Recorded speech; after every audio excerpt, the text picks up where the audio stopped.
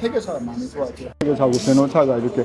그리고 우리 회사에 이제 여기 그 가게 같은 경우나 뭐 어떤 가게도 다 회사 이름 밑으로 들어가야 되니까 그런 거 같은 거 그냥 돈 주고 해달라 그래요. 그리고 제일 처음에 하실 때 예. 미니마트 할 때 예. 그때 법인을 만드시고 하신 거예요. 그렇죠. 법인을 만들고 법인 안 만들고는 할 수 없어요. 외국 사람이. 그 외국 사람이 내 이름으로 하려면 태국 사람 이름으로 하는 건 사실은 약간 좀 야매잖아요. 아니 태국 사람 같이 하는 거 이제 거기 노미널 비즈니스라고 해가지고 합작 거기 외국 사람 지분이 49% 이상 넘을 수 없고 그렇게 많이 해요 사람들이 많이 하는데 이제 우리 같은 경우는 이제 저기 Treaty of Amity라고 해가지고 이제 미국 회사를 만들어가지고 우리는 이제 태국 사람 지분 없이 그렇게 만들었어요. 그러니까 이제 우리 회사 만들고 이제 회사가 없이는 사업을 못 해요. 외국 사람. 그럼 이제 일단 뭐 하려면 사실 법대로 하는 게 최고 낫잖아요. 법대로 하는 게 최고 낫죠. 어떤 사람들은 이제 뭐 세금도 좀 아끼고 뭐 이러려고 해가지고 태국 사람 이름 써서 자기 안부도 안 하고 안부도 워크펌도 없어도 되니까 그런 식으로 하면 세금 전략하기도 하는데 그게 이제 태국 사람하고 관계가 틀어졌을 경우는 그렇죠. 그러니까 나 이제 집사람이 돈이 많이 들더라도 미국 법인을 차리자. 태국 법인을 하지 말고 이제 우리가 뭐 여기 뭐 아는 사람 있는 것도 아니고 이제 이렇게 와본 적도 없고 그러니까 차라리 그냥 약간 돈이 들고 힘이 들더라도 그냥 합법적으로 하자 했는데 근데 내가 알기로는 힘들 거예요. 한국 분들이 만약에 와서 사업을 하려면은 쉽지가 않아요. 거기 합작하지 않으면 힘들어요. 아니면 미국 회사, 우리 같은 미국 회사랑 같이 합작하거나. 근데 그렇지 않는 이상은 힘들고. 법인 만드는 거는 사실 한국은 태국인 51%, 한국인 49% 예. 지분을 가지고 만들면 되는데 예. 밑에 예. 가게가 있잖아요. 예. 가게를 다 밑에 만드는데 예. 그 가게 이름은 법인 밑에 있기 때문에 법인에 있는 투자한 사람들 이름 한 명을 써도 아니, 그게 투자한 사람 한 명 쓰는 게 아니고 법인 밑에 저기 가게가 들어가면은 상관이 없어요. 무조건 몇 개가 되든지 뭐 누구 이름 어떤 이름이 되든지 상관이 없어요. 그러니까 법인은 만약에 법인을 차리시면은 태국 사람 파트너를 하시면 가게는 얼마든지 차릴 수 있어요. 그리고 뭐 이름이라든지 뭐 누가 뭐 그러니까 한 명이 외국 사람 한 명당 워크퍼밋을 받으려면은 사람 여기 태국 4명을 써야 되니까 그 제한 말고는 없어요. 그 대신에 이제 제한은 이제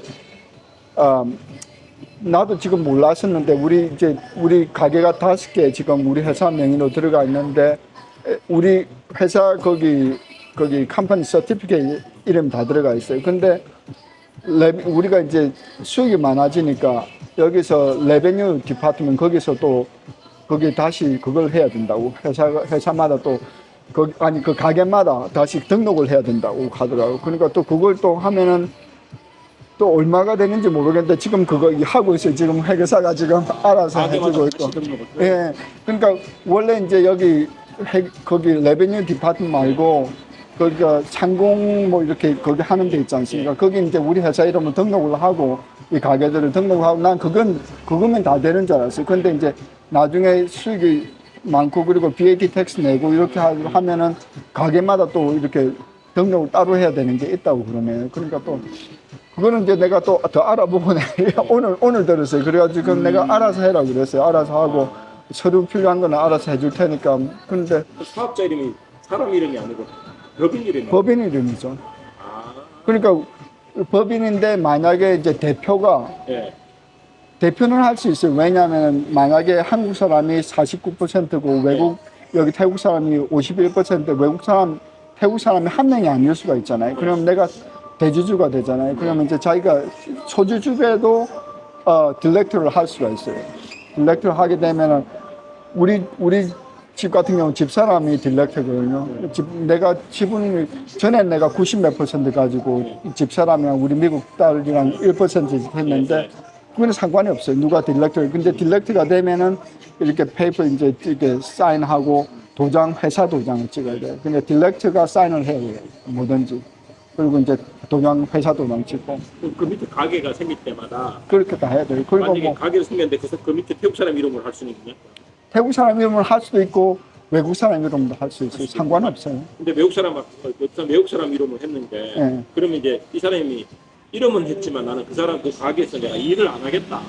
그럼 워크퍼밋이 필요 없다는 거예요. 워크펌이 일을 안 하더라도 워크펌이 필요해요. 왜냐하면 여기 가게 지분을 가지게 되면 거기 회사 지분 가지게 되면 무조건 워크펌이 필요해요. 그리고 그 워크퍼밋을 가지고 사장이라도 워크퍼밋이 필요해요. 아무 일을 안 하더라도. 그러니까 우리 같은 경우는 또 워크퍼밋을 가지고 있어도 또 여기 사람들 같이 외국 사람 워크퍼밋을 가지고 있으면 또 똑같은 혜택을 못 받아요. 우리 일하는 애들은 워크퍼밋 저기 소셜 시큐리티를 내야 되고 우리 집사람 것도 내야 되거든요. 근데 내면은 이 사람들은 병원을 가고 나중에 직장 잃으면 돈도 이렇게 저기 거기 언임플로이먼트 베네핏 그런 거 받을 수 있는데 우리는 그런 거 없어요. 외국 사람이 워크퍼밋을 받으면 제한이 많아요. 제가 그냥 알기로는. 일만 할 수 있다. 일만 할 수 있어요. 그러니까 합법적으로 일을 안 하더라도 가지고 워크퍼밋 가지고 있어야 되고, 예, 그래요. 그러니까 여기 법이 자기들한테 유리하게 만들었어요. 왜냐하면 여기가 조금 가난한 나라니까 이게 자기들 보호하기 위해서 그렇게 하더라고요. 그러니까 땅 같은 것도 못 사게 하는 이유가 바로 자기들 보호하기 위해서 하는 거예요. 사람 만약에 그런 워크퍼밋 한 명당 4명을 고용해야 되잖아요. 태국 사람 4명을. 그럼 만약에 법인을 만들 때 네. 한국인 2인 외에 태국 사람 3명이면은 이 비율 한국 2명이 되면은 8명을 만들어야죠. 8명을 만들어야 돼. 우리는 작년 같은 경우에는 이제 거기 한 6개월 정도는 8명 거기 저기 풀타임을 썼어요. 8명 세금을 내서. 왜냐면은 그때 나도 워크퍼밋 가지고 집사람도 워크퍼밋 가지고 그거 해가지고. 근데 돈이 너무 많이 아깝더라고. 그래가지고 그럴 필요가 없겠다 싶어가지고. 한 명이 워크퍼밋 내면은 4명 고용해야 되는데 그렇죠. 한 명을 고용했을 때도 외국인에 대한 뭐 일정량의 돈이 얼마 4만 바트인가 이렇게 있다.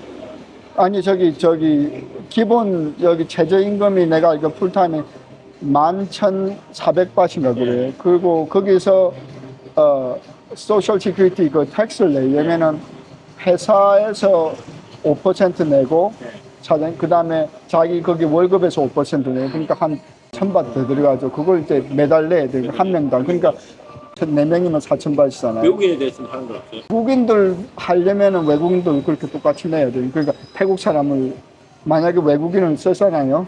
그러면 제가 워크퍼밋을 냈다. 예, 예. 그리고 직원 4명을 고용했다. 그 예. 비용이 얼마나? 한 달에 거기 소셜 시큐리티 세금만 내는 게 6,000바트 정도 들어가요. 6,000바트 더 들어가요. 왜냐하면 내 워크퍼밋 있잖아요. 거기도 소셜 시큐리티 또 세금을 내야 돼요. 이제 우리 같은 경우는 이제 5만 바트로 책정돼 있어요. 월급은. 네. 그러니까 5만 바트에 대한 세금을 또 내야 돼요. 월급 특세금을 내는. 세금을 거의 내야 되죠. 그리고 이제 일하는 애들 일하는 애들 월급을 주잖아요. 그거 이제 거기 또 그거에 세금도 내는 소금 내야 되죠. 그러니까 그게 한 명당 1,000바트 더 들어가요. 한 명당. 그러니까 4명이면 1,100 바트고. 그리고 나 같은 경우는 이제 한 달에 한 거기 회계사비까지 하면 한 9,000 몇백 바트 나와요. 기본적으로. 그 다음에 이제 저기 VAT 텍스 같은 경우는 이제 한 달 수익이 많을 때는 이제 돈을 더 내고 뭐. 수익이 많이 적으면 어때요? 저것도 그 9,000바트 나가는 거고. 그거는 똑같이 나가는 똑같이 거예요. 나가고. 네, 똑같이 나가는 거예요. 그거는 우리나라처럼 수입 적으면 세금 안 내잖아요. 아니 그런 거 없어요. 그거 꼭 내야 돼. 날짜 없이 내요? 날짜 없이 내야 돼. 번게 없는데 세금을 내요?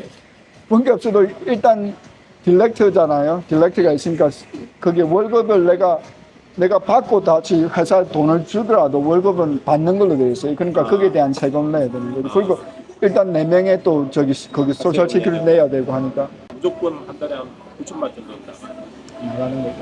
그렇죠. 그리고 나머지 추가 다른 세금을. 그리고 우리 같은 경우는 이제 1년에 여기는 달달이 이렇게 또 세금 내고 그 어디서 이렇게 1년마다 이렇게 또 하는 게 있는데 그걸 이제 또 회계사가 한 번에 돈을 많이 내니까 이제 자기가 미리 계산을 해가지고 어떨 땐 달달이 조금 더 내고 지난달 같은 경우는 이제 9,000 몇백 바트 하고 그 다음에 뭐 어디 그거 하는 것도 무슨 1년에 들어가는 그 텍스 있어요. 그 이제 또 약간 그 중에 얼마 정도 내고 하니까 12,000바트 들어가더라고. 그 다음에 어떨 때는 이제 그리고 1년에 이제 또 연말에 뭐 이렇게 연초에 보통 내는데 한 10,000바 정도 이렇게 나가더라고. 나가고 달달이 그 말고 이제 VAT 텍스 같은 경우 나가는 거 보면 한 몇천 바씩 또 나가요. 많이 나가네. 많이 나가요. 나가고 이게 믿을 수 있는 애 하나 사귀어가지고 그냥 회사 고무식 다 얘한테 다 맡겨놓고 회사 다 없애고 그렇게 할까 이런 생각도 들더라고. 나는 차라리 여기 그냥 퇴직 비자로 그렇게 그냥 하는 분이 아닌데. 그게 어떻게 보면 편하고 신경 안 쓸 수 그게 나을 수도 있어요. 그렇게 하시는 분들이 되게 많아요.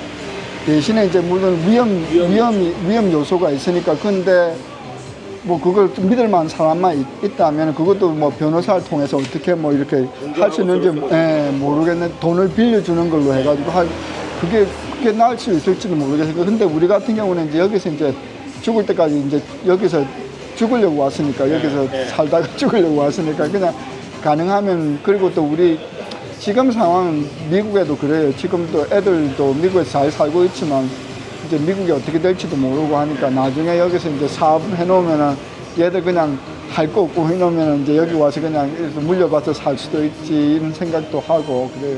또 우리는 여기서 그냥 이제 여기서 나중에 나이 들고 갈 데 없으면 요양을 하나 차리든지 뭐 그런 식으로 해가지고 그러니까 막 차라리 지금은 하고 나중엔 좀 있다가 정 너무 힘들고 하면은 그냥 그만둘 생각도 없지 않아 있어요. 근데 믿을 만한 사람들이 여기는 근데 여기 내가 느낀 게 뭐냐면 태국 사람들이 다 좋은데 돈에 대한 게 약간 달라요. 내가 만약에 사장님 나한테 여기 뭘 사줄 테니까 돈을 달라. 그럼 내가 돈을 주잖아요. 그걸 사준다는 조건으로 그걸 안 갚아도 이 사람들은 상관이 없어요. 법적으로도 돈을 받기가 힘들어요. 그러니까 내가 직접 적극적으로 내가 발런티어 돈을 주잖아요, 누구한테. 그러면 그걸 못 받기가 힘들어요.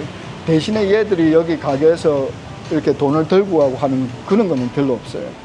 근데 내가 만약에 예를 들어서 우리 가게에 처음 일하는 애들도 지금 저기 방세 내야 되고 이제 시작해야 되는데 돈이 급하다 3,000바트 이렇게 선불해달라 주잖아요. 안 와요. 그거 받을 수가 없어요. 그거 왜냐하면 내가 그래서 저기 몇 번 당했어요. 근데 이제 경찰서에 가서 이렇게 그 폴리스 리포트 작성하고 내가 한 몇 번을 당했어요. 당했는데 받을 수가 없어요. 준 돈은 얘가 안 주면은 못 받아요. 그럼 뭐 해주기로 해놓고 돈 주면은 안 해줘. 그러니까 그게 이제 위험 요소. 이 사람들이 사고 방식 이러니까 문화가 이러니까 만약에 태국 사람이랑 합작을 하게 되면 아마 그런 위험은 감수하셔야 될 거예요. 네. 좋은 조언.